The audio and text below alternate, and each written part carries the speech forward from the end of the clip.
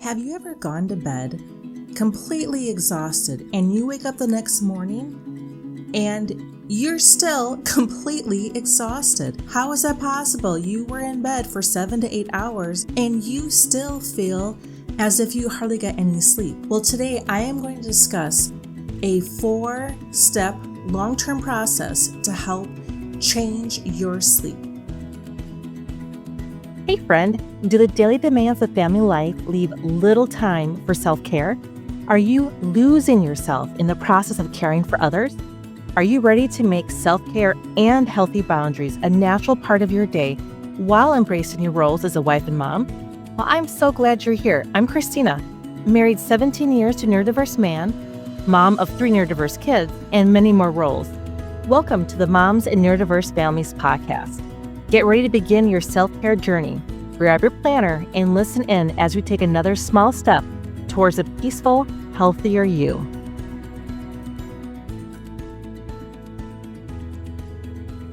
Before we jump in, I want to say a quick thank you to Latoya, who left a review. And she says, as a single mom to 4 neurodiverse kiddos, it is so refreshing to listen to Christina's encouraging words. She really gets it. Love the reminder in episode 25 to make time to care for myself, my mind and emotions, so I can show up for my kids and self. Thank you so much, Latoya. I really enjoy and appreciate every single review that you leave, whether it's on Apple or on Spotify. So thank you so much. Okay, let's talk about a good night's sleep. How rare is it for you to have a really good night's sleep? You wake up and you feel refreshed. You feel like you got the sleep that you needed. You are ready to tackle all the different chaos that's about to happen that day. Honestly, when was the last time that you had that? And if you're having it on a frequent basis, that is awesome. That is so great. For me, that wasn't the case for many, many years. I would go to bed just so exhausted. Sometimes I actually be crying. I was just so tired. I was crying myself to sleep and now I can laugh at it. But at the moment, I was so exhausted and I would fall asleep and then the alarm would go off and I literally felt like there were bricks laying on top of me. I could barely get out of bed. And I'm like, how is this possible? And I thought I was in bed for 7, 8 hours. I shouldn't feel this way. And I was determined to figure out, and I talked to my doctors from traditional medical practices, and they would give me really basic information. Well, just make sure you get to bed on time and get, 7, 8 hours of sleep. And it was that basic information. And I applied what I could, but it was so rough. And I'm sure you can understand that exhaustion. I remember a few times, I got out of bed. I crawled on the floor to get to the bathroom because I'm like, I gotta get up. I have to get the kids awake and I need to be awake first, but I could barely move. That is so frustrating, especially when you know the amount of need that is out there for your family, how much they need you to be active and to be making the meals and everything. It's a lot, right? I'm going to share my research, my personal experience, and how I applied this. And I'm sure in a couple months from now, 6, 8 months from now, I will have to revisit this topic because I will learn more. So first, we need to see that sleep and food, they are fuel for our day. They are the gasoline for our car. And you know what happens when you do not put gas in your car. In fact, I remember learning that lesson the hard way when I was young, thinking I have enough to get from A to B. And no, and it took, unfortunately, 3 times for me to have the experience of my car running out of gas. Honestly, I think also the gas meter was off a bit because I was often surprised that when all of a sudden I went from a quarter tank down to nothing. So I think there was issues there, but there was the first time that was really me just thinking, I have more to go on. I can get there fine. And having to go to the gas station, borrow a tank, fill up with gas, and carry it. That experience taught me a lot. Like, I do not want this to happen again. So when I see the low light coming on, when I see it's a quarter tank, I need to fill up. Okay. We have the same thing with and food we're going to talk about in the future, but for sleep, that's going to be today's focus. We have the same thing for sleep. But thing is, when we get into the low, when that warning light is flashing, we will keep pushing and pushing and pushing. And there is a point where you may finally realize, oh gosh, I've pushed myself too far. I am way too low on my sleep fuel. I really need to do something about this. But this is not a one night good sleep and I'm better. You've put yourself in such a deficit. This is weeks to months. And there's other health implications that have happened now because of the lack of sleep. So this is why it is so important. And the needs of our families, I am completely acknowledging they are way beyond us. There will always be needs far beyond what we could ever meet. And nor should we meet every single need that our family has. It is impossible. There is a reality that our family needs to learn to adjust to the world that we live in. Yes, we need to help them understand it, help make adjustments when needed. But we can't make the whole world adjust to their needs. It's just not possible. That is part of the learning process. And there's sometimes we have to let things go. The dirty dishes, the living room that exploded with blocks and everything else that seems to be out of place, the coats and the shoes, everything. Sometimes we just have to say enough and we cut things off. We stop our activities because our sleep is fuel for our day. So these are some reasons why I had to find really good whys for me to take action. And it may be the same thing for you. You know that you need sleep. But first, sleep decreases your emotional capacity to respond to challenging events. And I'm sure you exactly know what this means. You're low on sleep, you wake up, and of course, the meltdowns begin as soon as you wake up your kiddo because they slept with something that was underneath their back and their whole night that back was aggravated. And now they're waking up and they are sensory on fire and their throat is hurting because they have a cold starting. Everything's out of whack. And so it's a complete meltdown right out of the gate. Being exhausted, your capacity to respond in a patient manner is going to quickly decrease because of your lack of sleep. Second thing, deep sleep is so important. Deep sleep allows your glymphatic, and that's GLYMPHATIC, your glymphatic system to remove all of the waste and toxins that are in your brain. So you've probably heard your lymphatic system and how movement, bouncing, lymphatic drainage, like how that helps remove all the dead cells and, viruses that your body has kind of kicked off and got rid of. It helps remove all of that. But the lymphatic system is one of the systems that the brain uses to remove all of that type of stuff from the brain. But if you're not getting deep sleep, it's not happening. In fact, there's connections between lack of deep sleep, which means the lymphatic system is not working, and that in a connection to Alzheimer's. And there's many things that are connected to Alzheimer's, but the point is the lymphatic system allows your brain to remove some of these toxins. And when you're not getting deep sleep, those toxins build up, which have been seen in Alzheimer's patients. Number 3 is our weight management. By having 8 hours of sleep a night, going to bed at basically around the same time every night, that helps your circadian rhythm and your body and the ability for you to lose weight. In fact, there is new research out called chrononutrition, which sounds really fascinating to me.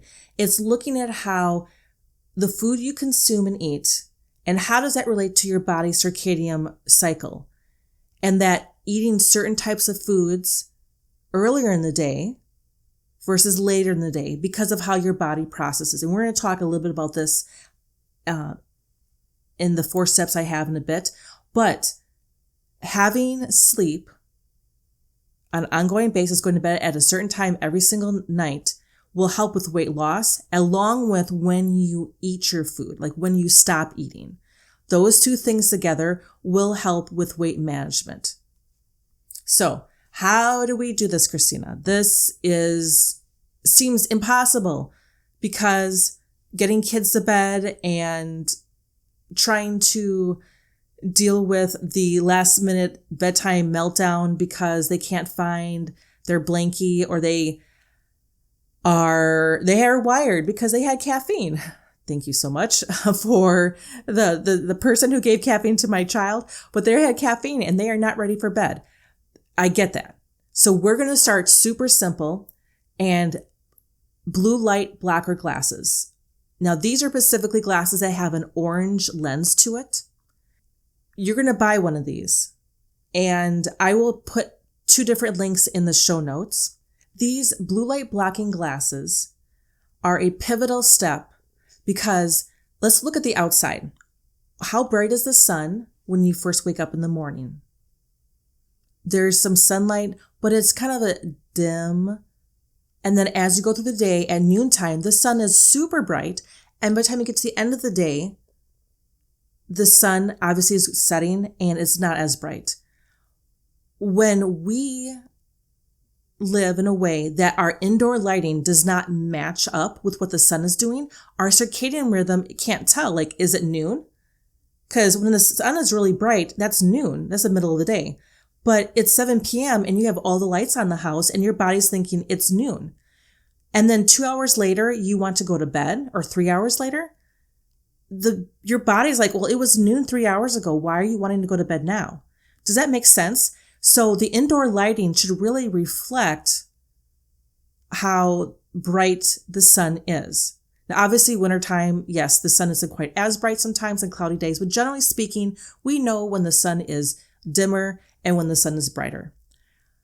That can be really difficult. So to do that inside your home, over time, we have found ways to do it. But right now, let's keep it simple. You put on these orange lenses, these blue light blockers, and the goal is the blue light in the light bulbs is what oftentimes messes with your circadian rhythm, because blue light that is present in the middle of the day when the sun is out and bright, that is telling you, hey, it's noontime, active part of the day. But if you're getting that blue light from the lights in your house at 8, 9 o'clock, 10 o'clock at night, your brain again is getting those mixed signals. So it's the brightness and also that blue light. Those are 2 things. So the brightness obviously can be tricky. That one you might have to turn off some lights at night. But the main thing is wearing these blue light blocker glasses so that blue light's not coming in. There's the things you can do on your phone to reduce. However, though that settings do not remove all the blue light. There's still some that are there. So what I do is basically when the sun goes down, my glasses go on. That's how I work. And I'm going to put a link in the show notes to Heidi. She has given some great tips regarding using their blue light blocking glasses. And her suggestion was she keeps her glasses downstairs in the main part of the house, or maybe it's in your kitchen, wherever the main part of your house is. And the sun goes down, she puts them on and she wears it until she goes to bed. And then when she's done the next morning, she brings them downstairs and she puts them back downstairs again. So for me, this is what I do. Sun goes down, glasses go on. I'm wearing it as I'm going about doing activities with the kids.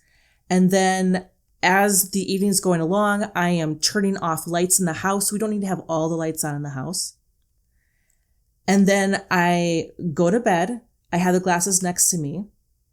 When I wake up in the morning, if the sun has not risen yet, I put those glasses on until the sun rises. So that's how it would work with those glasses. And again, you're trying to help your body. Your body needs a steady circadian rhythm. It needs to know if the lights are super bright and they have lots of blue in them and you're looking at 10 o'clock at night, you're telling your body it's noon.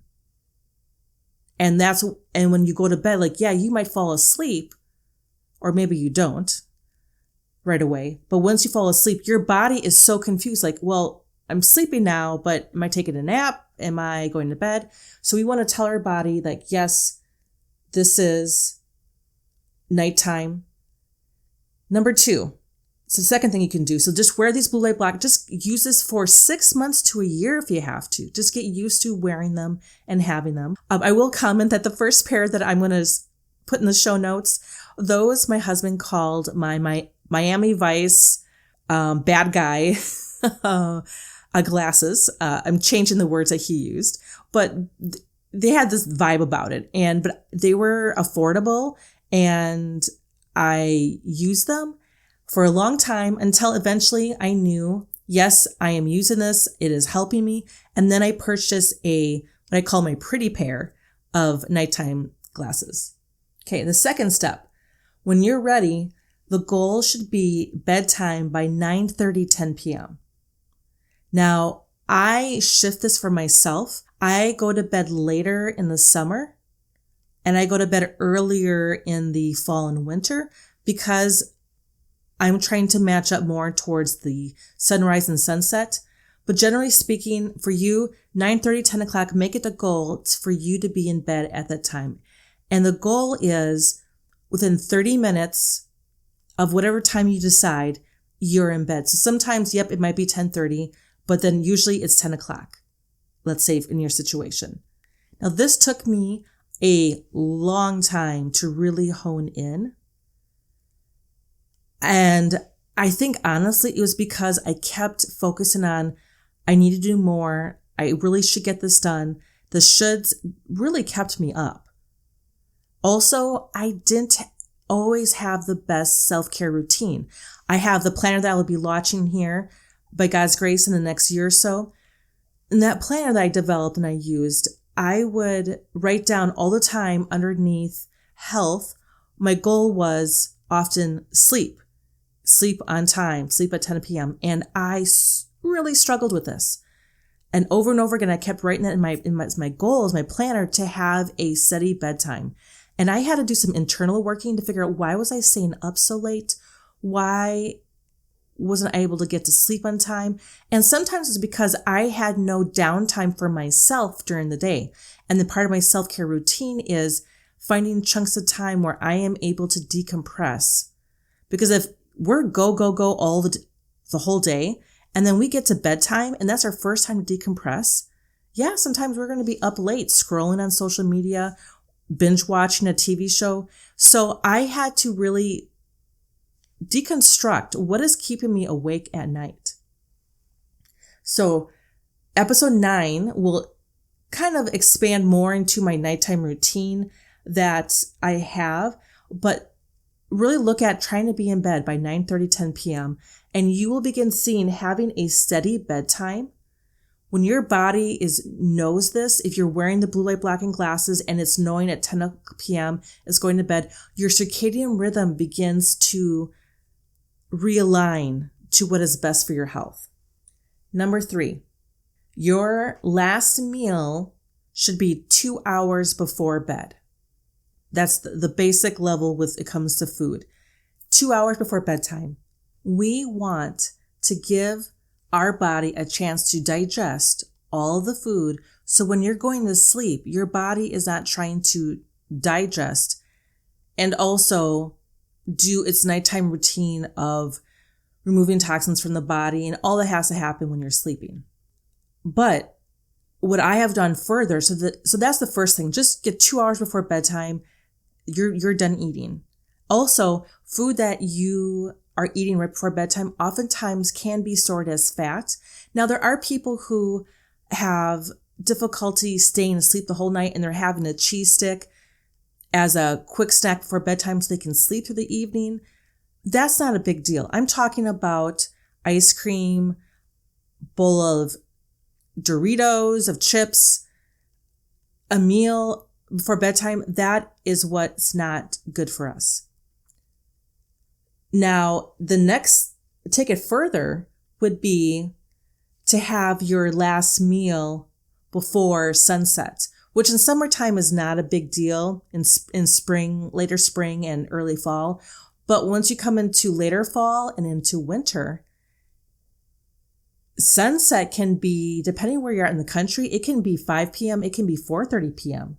So this is why I suggest first, just do 2 hours before bedtime. That is when you're done eating. Eventually, as you get further along in the process, you may want to shift then. Your circadian rhythm, really, it's best to be eating before sunset. But that can be very tricky to do, especially when you have everyone else's needs. So that's why I'm saying let's keep it simple, 2 hours before bedtime. And then the goal eventually, a couple years down the road, is that you're adjusting the mealtime. And really, in wintertime, I love that we have an earlier, when I stick to my plan, that is, I have an earlier supper.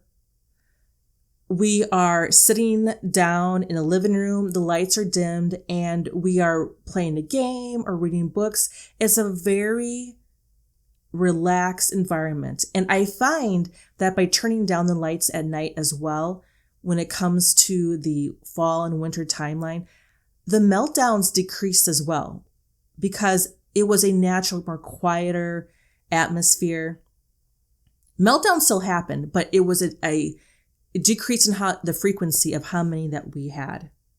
So, talked about the meals. Like number 4 would be, this may be a couple years out for you, and that's okay. It took me many years to get to the point where I am at. For you, it might be quicker though. Maybe you're going to learn quicker than I did. But I wake up for sure with the sunrise. So in the summer months, I'm waking up, depending on when sunrise is, it could be 5:30. It could be somewhere in the 5 o'clock hour. And then in wintertime, sunrise is at 7. So I for sure am awake by the sunrise, and I go outside. I watch the sunrise. Remember, we do not look at the sun. That's not what our goal is. But I watch the sunrise. Even if it is cloudy, those infrared rays are still coming through, and it is telling your circadian rhythm and your body clock saying, hey, this is the start of the day. So does this make sense? We are trying to really put limits on our body so our body knows this is when it's wake up time. This is when it's bedtime. Your body, the circadian rhythm is extremely complex. The food that we eat, when we see light, when we go to bed, all of that, it all interweaves together. And we're still trying to understand how God made the body. And it's beautiful in many ways now that I'm understanding it more. And you can see where I was so frustrated by the doctor's advice, like, well, just go to bed, just have a bedtime routine. And they kept it so simple. It is so much more than that. And once I understood the why, I was able to do the how. And so waking up in the morning, seeing the sunrise, my eyes like, oh, this is wake up time. When I came into the house, the lights were dimmer, or I didn't have as many lights on. And then as the day went on, I turned on more lights and it became brighter in the house. And as the day got to the afternoon, like early evening, I would turn lights off in the house. Does it make sense? We want the internal atmosphere of our house to reflect the brightness of the sun. Now, if it's wintertime and I'm waking up at, let's say, 5:30 or 6 in the morning, and the sun's not going to be up for another hour, I'm putting my blue light blocker glasses on. I'm wearing them as I do my routine in the morning. And then when it's sunrise, I pop outside. Now, for you might be like, Christina, you don't understand. I'm like in frozen tundra area. What you can do is you can open up a window and look through the screen. Most of the windows have special UV blocking so that you can't receive the infrared, which is what is telling your body it's morning. We want to be able to see the infrared. So you can open up a window and look through the screen and do it that way. I have found ways, once I began understanding the importance of it, I found ways to work around, like, okay, I keep a coat that I put on and I go outside, and there's a chair that I will just take outside and sit there, or I'll have it always, the chair stationed in a certain place so I can watch the sunrise. And a reminder, if it's cloudy, you are still receiving those infrared waves to tell your body it's early morning, it's wake up time, getting all the different systems that are really regulated by circadian rhythm, get things functioning. And then I'll go back into the house and do my routine. So you can see this process took me a long time to get to. And so again, the first step, just blue light blocking glasses. And this is how you know if they work.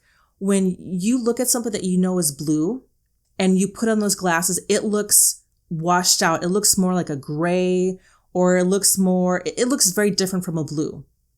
That's how you know they work. I've bought a pair before and I put it on. I'm like, this ain't doing nothing. In fact, you can look at the color blue on your phone and make it a really big blue square and make it really big and look at it and see, does that color change or not when I'm wearing these glasses? Many of the blue light blocking glasses do provide certificates to show how much they block out. So then 2, bedtime, 9:30, 10 p.m. That is a goal on an ongoing basis. Again, it's not going to be perfect. There's sometimes I mess up and I'm going to bed 11:30 at night, but the goal is the majority of the time. And then eventually, number 3, your last meal is a minimum 2 hours before you go to bed. So your body can do the digestion and it can do ahead of time, and that nutrition is stored appropriately in your body, is not being stored as fat. And then 4, awake with the sunrise and get those beautiful infrared rays on your body, in your face, so you can see that. And tell your body clock, like, hey, it is time to wake up. If this was helpful in any way, or if you have questions like, well, Christina, how would I do X, Y, and Z? Because I have ABC problem. Send me a message on Facebook and Instagram, and I will do my best to give you some thoughts. Again, thanks so much for being here. Hey, thank you for joining me today. I pray this episode gave you encouragement to take one small step. If so, please leave a 5-star review on Apple Podcasts to help other women find this show. By the way, if you're loving this conversation and want more encouragement like this, join my email list at bit.ly/myselfcare. That is bit.ly/myselfcare. I have a planner launching soon that will help you put all this into action in your own life. I look forward to chatting with you again next week for another episode.